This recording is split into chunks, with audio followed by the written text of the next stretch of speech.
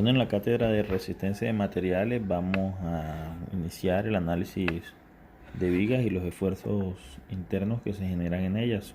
Estos esfuerzos son los esfuerzos normales y esfuerzos cortantes. Para explicar la naturaleza de estos esfuerzos y cómo se calculan, vamos a recordar aquí muy rápidamente qué tipos de viga hay. Entonces tenemos dos filas. En la primera fila tenemos tres vigas que son estáticamente determinadas. Esta que es una viga simplemente apoyada. Esta que es una viga con un extremo en voladizo o viga en voladizo. Y esta que es una viga en cantilever o viga totalmente en voladizo. La segunda fila tenemos unas vigas estáticamente indeterminadas. Tenemos la viga continua, una viga en un extremo empotrado y en el otro simplemente apoyada, y tenemos la viga totalmente empotrada. También es importante recordar que podemos tener diferentes tipos de carga, es decir, una viga puede presentar o puede estar cargada de manera puntual, digamos una carga P o por acá una carga Q. También tenemos cargas distribuidas de manera irregular o también uniformemente distribuidas de manera rectangular. También podemos tener cargas distribuidas triangulares, momentos puntualizados, ¿verdad? O una viga donde todos estos tipos de carga se encuentren afectándola. Bueno, para seguir recordando, vamos a representar aquí una viga de sección transversal rectangular simplemente apoyada, afectada por unas cargas de pronto de este tipo, una carga distribuida acá y una carga P aquí. Este es el apoyo A, aquel es el apoyo B, y la viga tiene una longitud L. Resulta que esta viga en su interior experimenta unas fuerzas producto de las cargas externas representadas en color rojo. Si yo quisiera evaluar, digamos, en un punto cualquiera, por acá, cuáles son esas cargas internas que allí experimenta, entonces digamos que a cualquier distancia aquí X de aquí de este apoyo, en ese corte o en esa sección transversal verde, vamos aquí a representar esto, la viga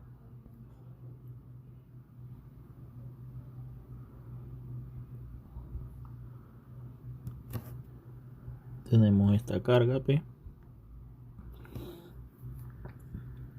que voy a representar el eje longitudinal de la viga. Resulta que ahí en su interior sabemos que se va a encontrar aquí la fuerza cortante en X. Vamos a tener un momento flector en X también, y vamos a tener una carga axial que por lo general en vigas es despreciable.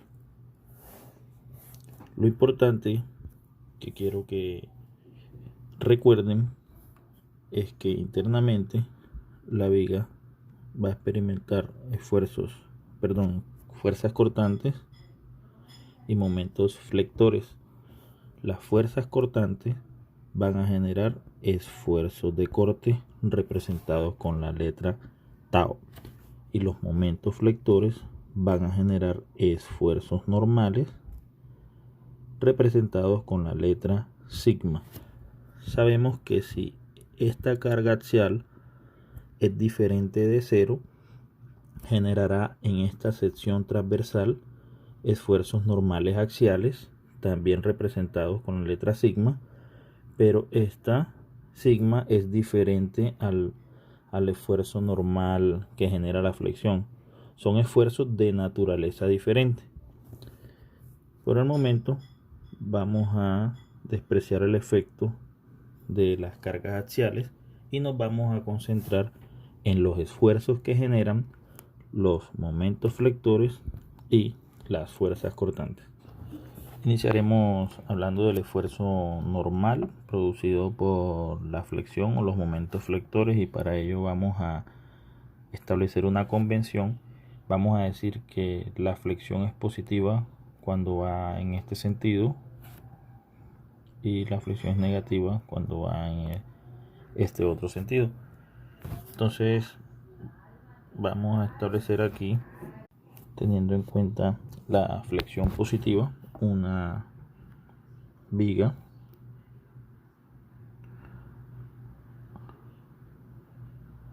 simplemente apoyada, cargada de pronto aquí de esta forma. Esta viga va a intentar flectar en este sentido y si su sección transversal es rectangular, y ahí ubico el eje neutro, la sección transversal es la que va a asumir los esfuerzos. ¿Pero de qué forma? Vamos a establecerlo aquí.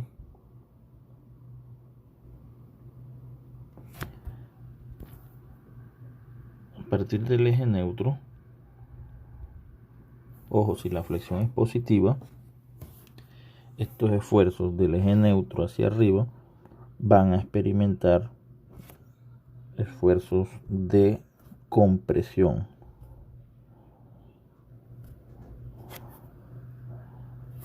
Es decir, acá arriba va a experimentar unos esfuerzos de compresión. Y del eje neutro hacia abajo va a experimentar unos esfuerzos de tensión. Pero ¿qué es lo interesante aquí? Que esos esfuerzos, de pronto los de acá arriba que son de compresión y de acá abajo que son de tensión, no son constantes a lo largo de la altura de la viga. Van variando, es decir, este es distinto a este o es distinto a este. Entonces ahora vamos a ver cuál es la distribución de esfuerzos normales en una sección transversal. Esta es la distribución de los esfuerzos normales. Entonces esta parte 1 hace referencia a si tuviéramos un momento flector positivo, y esta parte 2 hace referencia a esta parte de acá.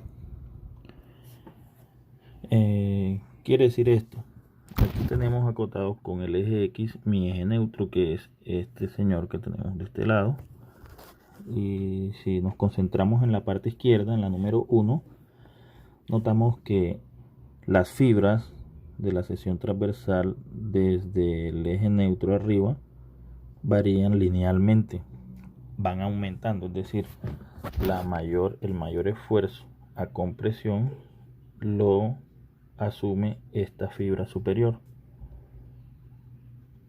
y el mayor esfuerzo a tensión lo asume esta fibra inferior.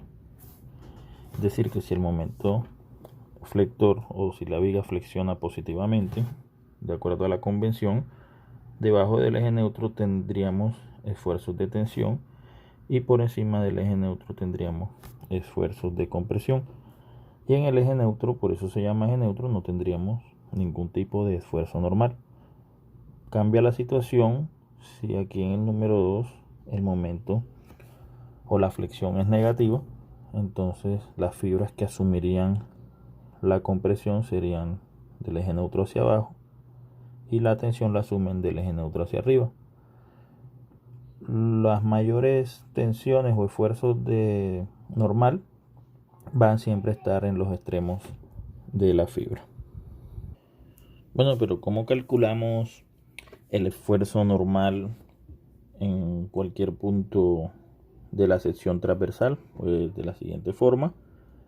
Si queremos calcular el esfuerzo normal en cualquier punto de la sección transversal X, puede ser positivo o negativo dependiendo de si el esfuerzo que calculemos esté a tensión o esté a compresión. M es el momento flector interno en la viga, en el punto donde estoy calculando el esfuerzo normal. La inercia y la inercia de la sección transversal respecto al eje neutro. Y es la distancia medida desde el eje neutro hasta el punto donde quiero calcular el esfuerzo. Entonces, en el esquema de abajo, este sería el punto donde quiero calcular ese esfuerzo normal. Entonces, Y sería la distancia medida desde el eje neutro hasta ese punto. Para el esfuerzo cortante, la naturaleza es diferente. Ya habíamos hablado de que el que lo genera es la fuerza cortante, que es la que tengo allí representada. Tenemos una sección rectangular de ancho B y de altura H, y vamos a tener en cuenta este elemento, que es el elemento MN. Ese elemento MN experimenta aquí, paralelo a este plano, que es el plano YZ, experimenta unos esfuerzos de corte producidos por la fuerza cortante interna. Pero si este elemento lo analizamos aquí aparte, internamente, ¿verdad? Esta superficie que estoy aquí coloreando también va a experimentar unos esfuerzos de corte debido a que aquí hay unas fibras longitudinales de la viga y aquí hay otras, y así toda esta viga se va a componer por muchas y muchas fibras. Entonces una fibra con la otra también va a generar un esfuerzo de corte allí. Quiere decir que por este plano va a experimentar esfuerzos de corte producidos por la carga cortante, y por la misma carga cortante las fibras una con respecto a la otra va a experimentar o a tratar de deslizarse, y ahí es donde van a experimentar estos esfuerzos de corte. Mirando esta sección aquí, que es la siguiente parte que tenemos acá, ahí vemos que tenemos en estas dos caras esfuerzos cortantes de igual magnitud pero de sentidos opuestos. Esa es la naturaleza del esfuerzo cortante. Esta es la distribución del esfuerzo cortante en una viga de sección transversal rectangular, donde la sección transversal es la parte A, la parte superior, y la distribución del esfuerzo cortante en el eje neutro es máxima, mientras que en los extremos es cero. No es lineal la distribución. Si recordamos, para el esfuerzo normal, la distribución de estos esfuerzos era algo así. En algunos textos también lo colocan o lo representan así. Entonces era máximo en los extremos, ¿verdad? Máximo de tensión y máximo de compresión dependiendo de la flexión, pero era nulo en el eje neutro. Aquí es al revés, en el eje neutro es máximo y acá es cero en los extremos. ¿Cómo se calcula entonces el esfuerzo cortante? Con la siguiente ecuación. Esfuerzo cortante va a ser igual a la fuerza cortante interna. La inercia sigue siendo la inercia respecto al centroide de la sección transversal. Ahora vamos a definir qué es B y qué es Q. Para definir qué es B y qué es Q, vamos a representar aquí el eje neutro, que es este, representado por el eje Z. Vamos aquí a acotarlo y vamos a concentrarnos en este elemento aquí, en este punto. Entonces este será nuestro punto de interés donde quisiéramos calcular el cortante tau. ¿Qué va a ser B? A veces se le llama el ancho de corte. Es el ancho que tiene la fibra de la sección transversal de esa viga. Es decir, si yo quiero calcular allí el esfuerzo cortante, entonces en esa posición esta es la fibra de la viga en la sección transversal. Esa distancia de aquí hasta aquí es el ancho de corte, y ese ancho de corte lo acotamos como B. Para el Q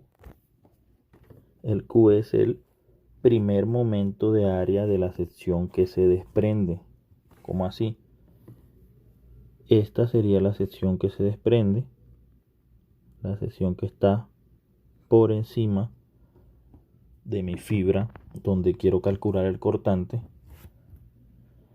y Q será el momento que genera esa área respecto al eje neutro.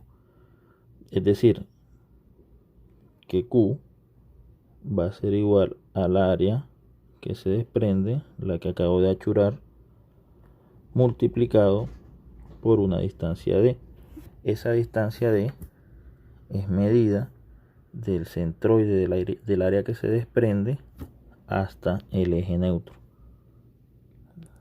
Eso es D.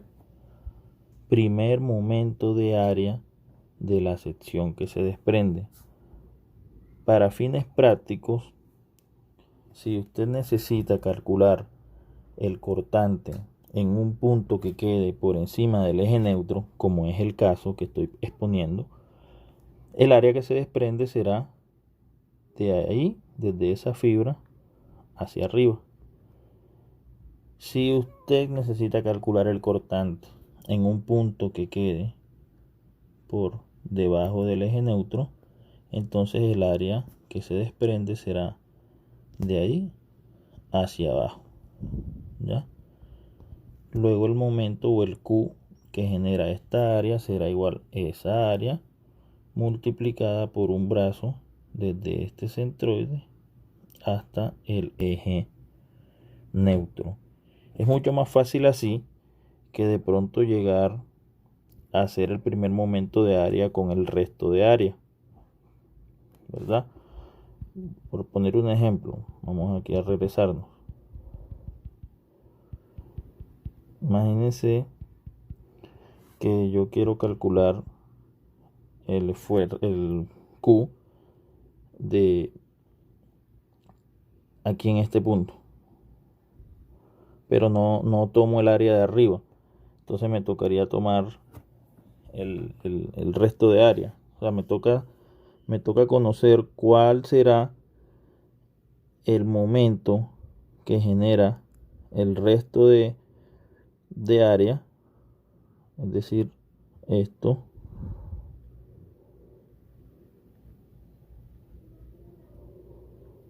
multiplicado por el brazo menos esto multiplicado por el brazo, ¿ya? O sea, es más enredo. Listo, entonces continuemos en el siguiente video con algunos ejercicios.